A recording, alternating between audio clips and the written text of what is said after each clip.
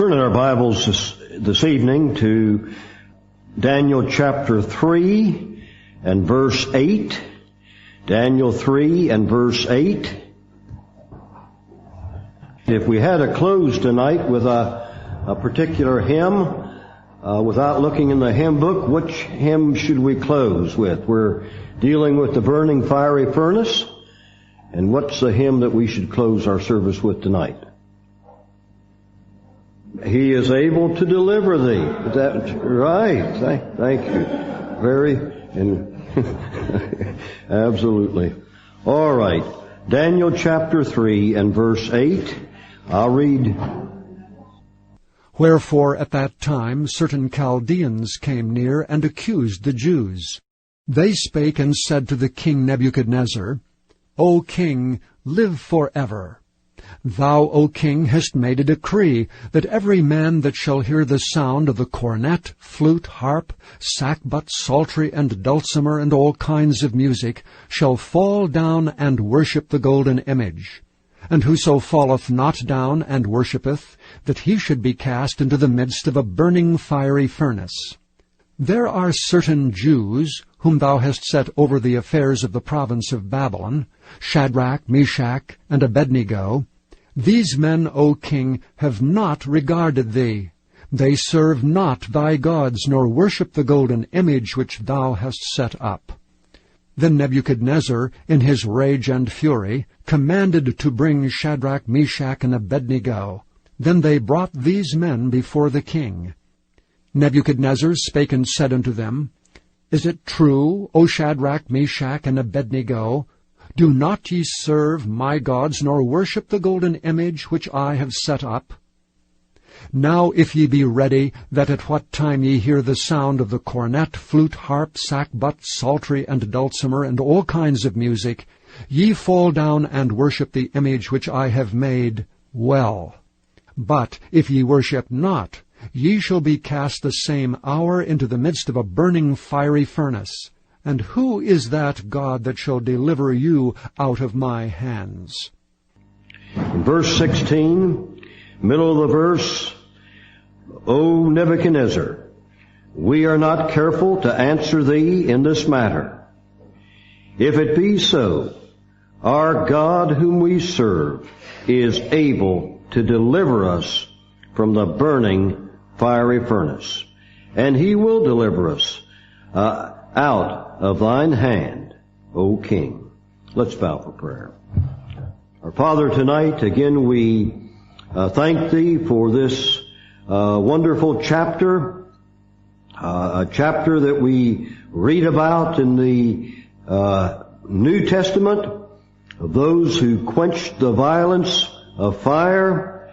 Again, thinking of others who have gone through great trials and yet in faith knew that thou art able to deliver us.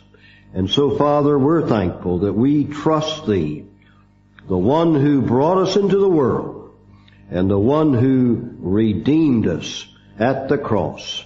And so our faith is in thee tonight. Bless, Lord, as we now think on this wonderful portion, this amazing portion. In Jesus' name we pray. Amen. This is message number 10, the fiery furnace. And certainly this is well known to us. We've read it many times. We wonder why Daniel himself was not summoned. Where was Daniel? We do not know. He could have been anywhere. He could have been on a distant assignment for the king. It was a far-flung province. We see Daniel in the lion's den, but we do not see Daniel here at this gathering or at the burning fiery furnace. There was the allegation of certain. It says there were certain Chaldeans. You'll notice that statement in verse 8. And they bring the allegation of certain Jews. So certain Chaldeans, among all of the wise men of Egypt, the soothsayers, the magicians who were brought to interpret for the king, The Chaldeans were the elite unit. And they would have felt the greatest shame when previously they could not interpret the king's dreams back in chapter 2. Perhaps they had a grudge against Daniel. Perhaps too, though, they should have remembered that Daniel spared them from certain death by interpreting the dream. They are no doubt waiting for Daniel, are no doubt waiting for Shadrach, Meshach, and Abednego. They knew what was going to happen. We wonder why did they attend at all, but they no doubt were under duress to attend. They came to the gathering. We saw that the times of the Gentiles will be characterized by these great gatherings, and to a greater or lesser degree, enforced false religion, a state church type of concept. So they were under duress to come. They could go so far, but then they could go no further. And so they came, and so the allegation was made of certain Chaldeans. They appealed to the king's immortality. O king, live forever. As we mentioned last week, this is how it began. In the old days, they would say, O king, live forever. But it soon became apparent the king wouldn't live forever, and then it was changed to long live the king.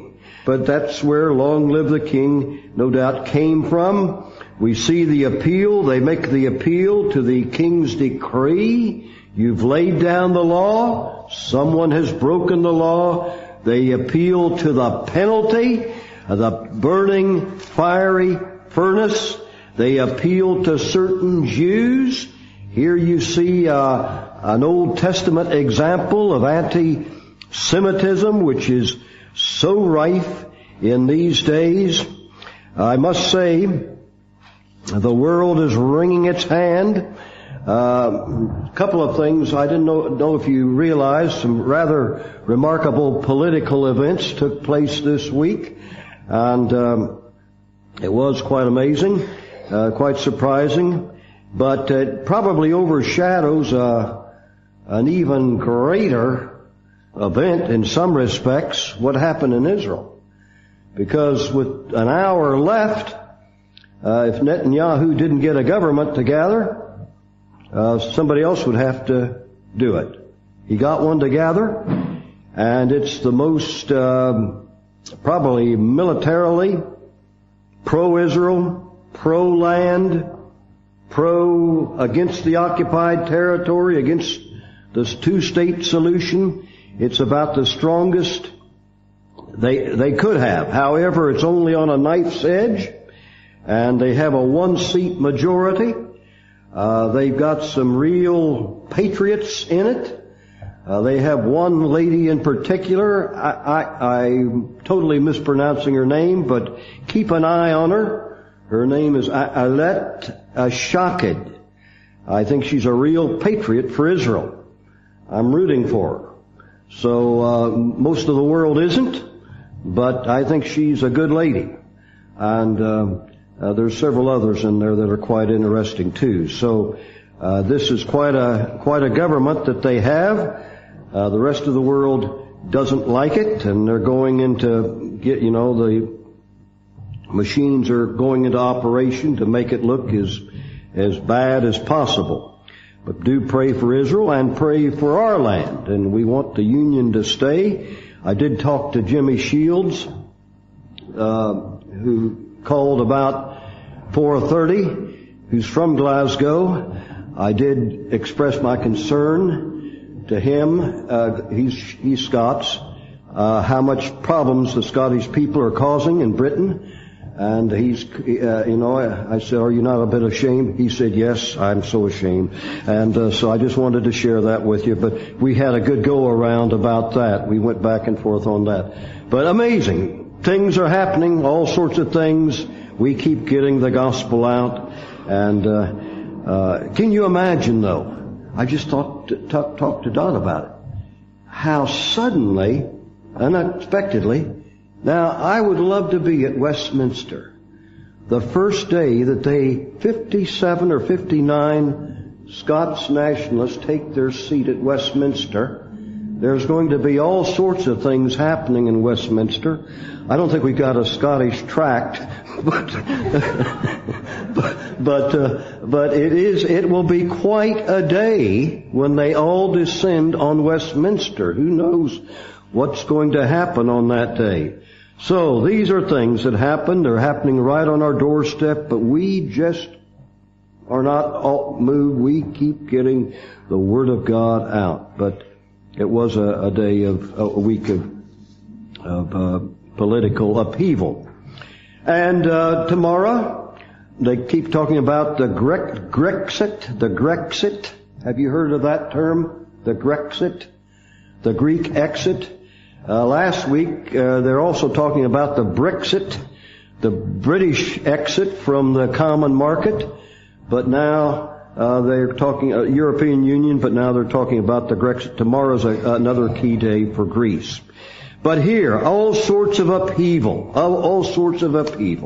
in political life, and particularly when we come to chapter 4 next week, we will see it's a time of great turbulence during the times of the Gentiles, but God's people just keep focused on the old rugged cross, getting the message out, telling people that Christ died for them. Whatever happens in Westminster or Washington or Moscow or Brussels, we have this single focus of getting the gospel to whoever we possibly can.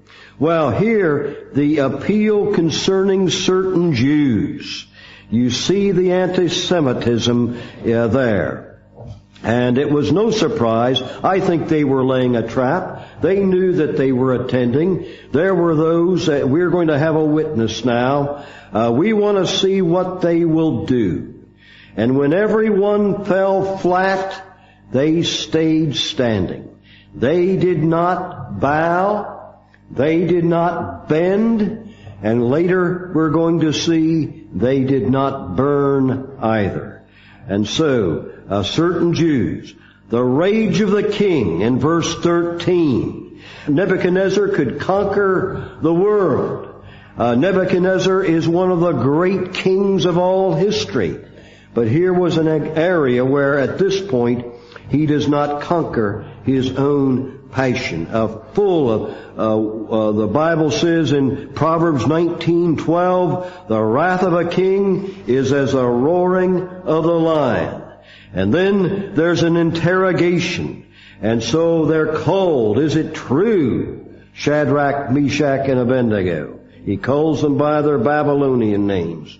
That ye do not serve my gods. You do not worship the image that I have set up. We have seen that chapter 3 is a chapter of repetition. The musical instruments are constantly repeated. The statement, this is the 5th statement of the golden image which I have set up. The times of the Gentiles begin with an image. It will end with an image.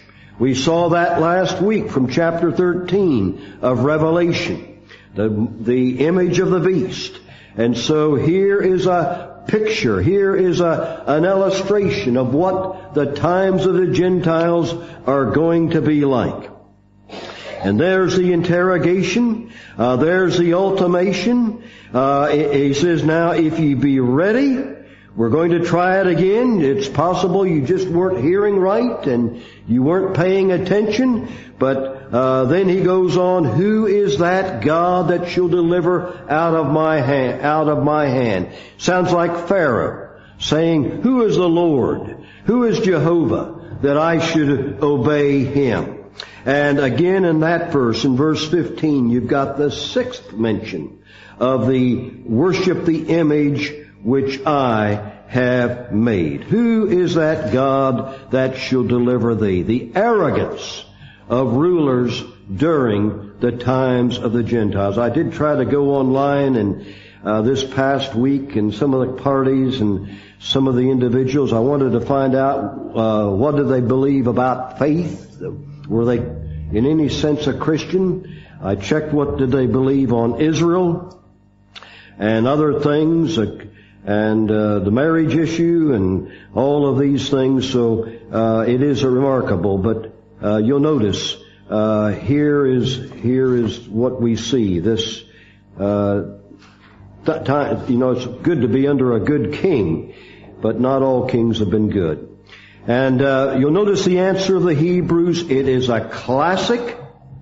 It is wonderful. They knew the mind of God. They knew that they could serve Caesar as far as they could serve Caesar. They knew that yes, we have to be a good citizen. Yes, we live in Babylon. But they knew that there were lines that they could not cross. And so, yes, we're a good citizen. Yes, we pay our taxes. Yes, we obey Caesar. But there are lines that cannot be crossed. And so here they have been faced with such a line. They say, we are not careful, in verse 16, to answer thee. Careful, you know what careful means? This is a deep Hebrew word here. Full of care. Careful means full of care. And they didn't have to call in a team of solicitors and lawyers and to prepare a defense. It was brief. It was to the point. They were clear on the facts. When we're called to give a defense, we need to be clear on the facts. We need to stop and think. Yes, I said this. I didn't say that. Yes, this is the position. That's not the position. So clear on the facts, but they were not careful. They were clear. They did not have to prepare an elaborate defense. There's a passage there where Christ admonishes His followers to do precisely the same thing. And then they were not careful to answer. They immediately declare their dependence on God. We trust God. We will acknowledge Him. Moses had said, feared not the wrath of the king, but he endured as seeing Him who is invisible. They resolved to do right. And they said, it may be, if so be, our God, whom we serve, He is able to deliver us. But if He doesn't deliver us, if in His own sovereignty, He is not pleased to deliver us, we will not worship your gods. We won't do it. We won't do it. The golden image which thou hast set up, there's the sixth mention of it. Israel was taken into Babylon because of idolatry. At this very time, Jeremiah, still in Jerusalem, is prophesying against the Jews that stayed behind regarding their idolatry. Ezekiel, in Babylon at this time, he is prophesying against the Jews because of their idolatry. And so there it's because of idolatry. And we really do wonder, amongst those that were carried into Babylon, amongst the Jewish people, how many bowed down? That's an interesting point. Was the peer pressure just too great? Or how many attended? And so that's something. Well, this is very good. But now coming to verses 19 to 27. Then was Nebuchadnezzar full of fury, and the form of his visage was changed against Shadrach, Meshach, and Abednego. Therefore he spake and commanded that they should heat the furnace 17 times more than it was wont to be heated. And he commanded the most mighty men that were in his army to bind Shadrach, Meshach, and Abednego, and to cast them into the burning fiery furnace. Then these men were bound in their coats, their hosen, and their hats, and their other garments, and were cast into the midst of the burning fiery furnace. Therefore, because the king's commandment was urgent, and the furnace exceeding hot, the flame of the fire slew those men that took up Shadrach, Meshach, and Abednego. And these 3 men, Shadrach, Meshach, and Abednego, fell down bound into the midst of the burning fiery furnace. Then Nebuchadnezzar the king was astonied, and rose up in haste, and spake, and said unto his counselors, Did not we cast 3 men bound into the midst of the fire? They answered and said unto the king, True, O king. He answered and said, Lo, I see 4 men loose, walking in the midst of the fire, and they have no hurt, and the form of the 4th is like the Son of God. Then Nebuchadnezzar came near to the mouth of the burning fiery furnace, and spake and said, Shadrach, Meshach, and Abednego, ye servants of the Most High God, come forth and come hither. Then Shadrach, Meshach, and Abednego came forth of the midst of the fire.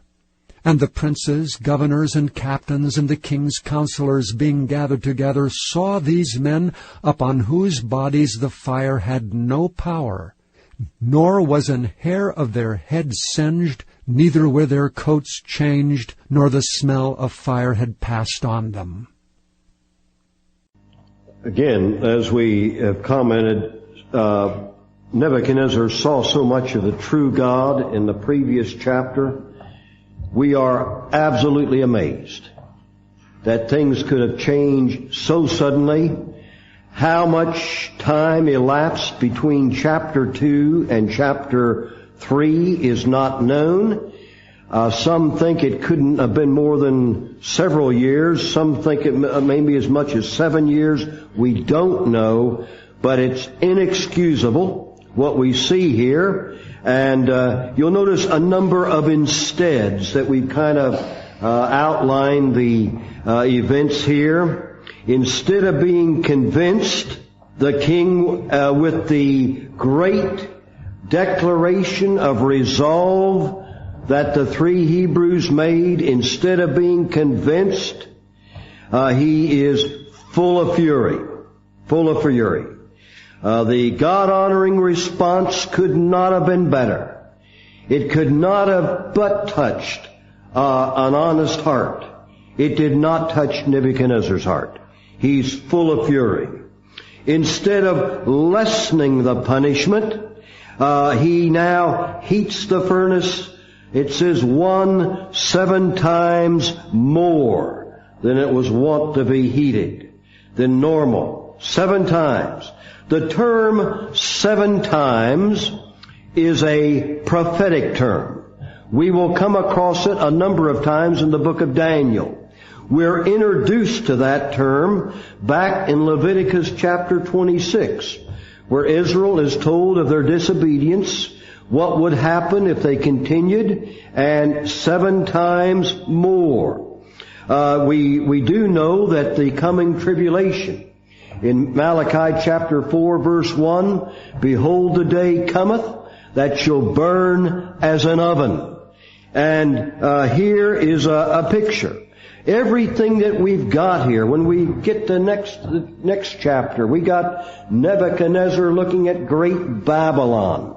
We're going to look at some great Babylons that have been built in our day, that are such a source of pride. And so these are characteristics. This is not just the days of Nebuchadnezzar. It goes right through the ages, right through the times of the Gentiles, right down to the final tribulation. So we've got this fierce heat against biblical faith demonstrated. We've shown you some of these 7 times here. At the bottom of the page there, Leviticus 26:18, and if you will not for all this hearken unto me, then I will punish you yet 7 times more. The furnace was to be heated 7 times. A biblical prophecy type of signal. The next page, verse 21 of Leviticus 26. I will bring 7 times more plagues upon you. Chapter 26, verse 24. 7 times for your sins. 7 times for your sins. 26, 28. And then we come to the book of Daniel, and we see particularly when we come to the next chapter.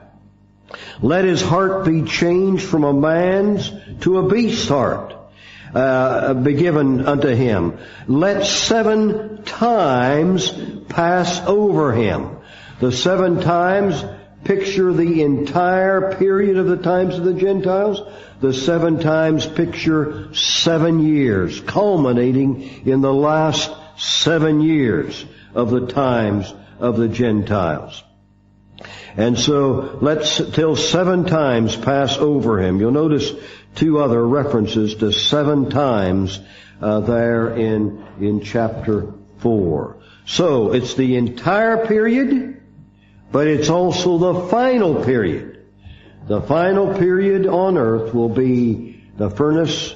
The judgments will be 7 times hotter. The tribulation period itself is a period of burning fire. And then, so you have a number of insteads here. Instead of mitigating their punishment, he increases it. Instead of being convinced, he's full of fury. Instead of regular soldiers to take them to their doom and the fiery furnace, he sends for the mightiest men of Babylon. They will be the executioners. Again, the fire must be the hottest. The executioners must be the strongest. It is good for you to know some of the great established sources of Christian persecution. And I've listed some of these sources for you because this pictures the entire age. You've got Fox's Book of Martyrs, a classic. Try to get they keep trimming it down. If you can find an older edition, a fuller edition, they keep trying to make it more politically correct. But Fox's Book of Martyrs is a classic. There is a lesser known one, and you might be able to get it online. It's a Dutch one called The Martyr's Mirror. And what is good about this, it has these old pen drawings in it of martyrdom that took place across the ages, called Martyr Mirror. You might be able to find that online. One of the great books on church history, we used it in our Bible Institute in Johannesburg, is Miller's Church History. I do not know of a better overall book on church history than Miller's Church History, but it really demonstrates what God's people have gone through the ages. Another good book is called The Pilgrim Church, and then you've got these specialist books that deal particularly with the early Christians, the Waldensians, the Donatists, the Albigenses, the churches of the Piedmont, those areas, the north of France, the south of France, the north of Italy, the valleys, the Waldensian churches, and these are some of the classic works by them, several hundred years old, but they are available. I bought some of them, maybe 20 years ago. I don't know. You can go online, look for them, but these are your classic, your best sources for that silver line of truth that went from the apostles down to maybe our day or maybe the last century. And these were those that stood firm for the faith, and yet how they suffered. It's hasty. Instead of putting prison garb on them, they're bound in their own garments. Instead of a last-minute reprieve, they're cast into the midst of the burning fiery furnace. The tyrant is so hard-hearted. The confessors are so stout-hearted. Wonder who's going to win. And yet, again, this is nothing like the second death, the burning, the lake of fire, but certainly we see this account. And instead of only delivering the condemned to the flames, the executioners themselves are consumed. Maybe they are the strongest men. Maybe they're making something of a show of it as they hurry them to the mouth of the furnace, little realizing that that would be the last thing they ever do. And so they themselves were engulfed in the flames to their eternal undoing. Instead of only entering the flames, these men, it says they fell down bound, into the midst of the fiery furnace. Now they had declared to Nebuchadnezzar, our God whom we serve is able to save us from the fire. They may have thought we won't have to go to it. But even as they're falling, I believe their faith is still intact. A Christian never stops believing. Christians have all sorts of troubles, but a Christian keeps believing. And so, yes, they were believing before being taken to the mouth of that furnace. What thoughts must have entered their hearts, but yet I believe they saw Him who is invisible. Their faith remained intact, and even as they're thrown in, their faith was intact. They fell down, they fell bound, they fell into the midst of the burning fiery furnace. Cast into the flames. Number 2, delivered from the flames. And Nebuchadnezzar, the king, was astonished, rose up in haste. He's watching. He's got a vantage point that keeps him from the heat, and he's looking. And he sees something that causes great amazement. And he rose up in haste and spake, and said unto his counselors, did not we cast 3 men bound into the midst of the fire?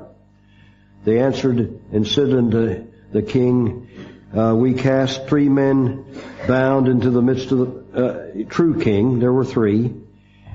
He answered and said, lo, I see 4 men, loose, walking in the midst of the fire, and they have no hurt. And the form of the 4th is like the Son of God. Nebuchadnezzar is astonished. It must have caused some astonishment when he saw the fire engulfed the mighty men, the executioners. But now he's astonished for another reason. He sees that the state of the Hebrews, there was nothing expected to be seen of them again, 7 times hotter than ever, and yet there they are. There they are. They seem to be healthy and whole. They have no hurt. The flame did not scorch them. The smoke did not stifle them. They're well in the midst of the flames. And then this is a terrible place to stop, but that's the way these notes are. We don't know exactly where they're going to stop. And next week we're going to see the 4th man, very important for us today because it's one of the attacked verses in the King James Bible. Our King James Bible says the 4th is like the Son of God. And the modern Bibles will say, a son of the gods. Nebuchadnezzar couldn't possibly know Christ. So it will retranslate it. No, what Nebuchadnezzar says is a word of prophecy.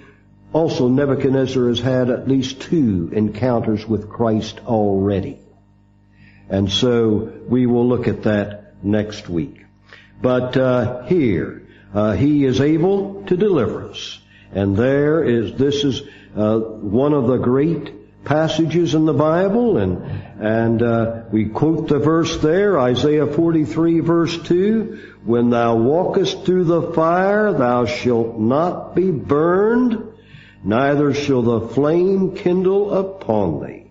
And so this is a great lesson for us. Let's bow for prayer. As we bow before the Lord tonight, the great gathering, peer pressure is one of the great snares for anyone thinking about becoming a Christian. And one way or another, Christians will be put to the test in their faith. And so here is one of those cases. You'll notice they were very polite to the king, but they did not try to humor the king when they were brought before him. Unlike the others who said, O king, live forever, Nebuchadnezzar, Shadrach, Meshach, and Abednego didn't do that.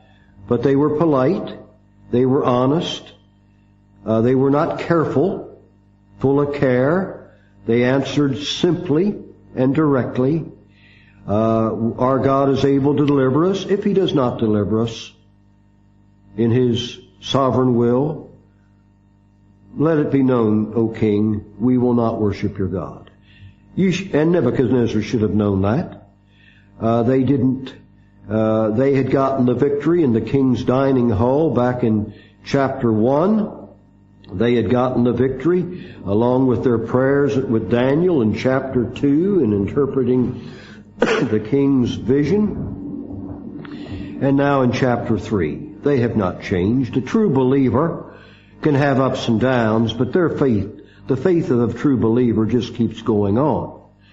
They have prosperity, they have times of deprivation, there's mountaintops, there's valleys, but for the believer, they just keep believing. And even as they were, their faith was intact as they looked at the fiery furnace, and as they were hurled into the fiery furnace, their faith was still intact. Our God is able to deliver us in His own way. We will trust Him. Our faith is in Him. And so He is able to deliver thee. Father, we are thankful tonight for this wonderful truth, and we've read it many times, and we read it again, and what it characterizes, and the times throughout the ages, and those great records that have been compiled of believers who suffered, and help us to maybe become more familiar with them. And so, Father, help us in these days to take a clear, simple, wise as serpents, harmless as doves stand, as our Lord told us, for Thee, for such a time as this, knowing what our focus is, the gospel, in getting it out to as many as we possibly can, regardless, in whatever way we can possibly do it, to keep getting the simple, unadulterated gospel, undiminished, in no way compromised gospel out. We ask and pray this in Jesus' name, for His sake. Amen.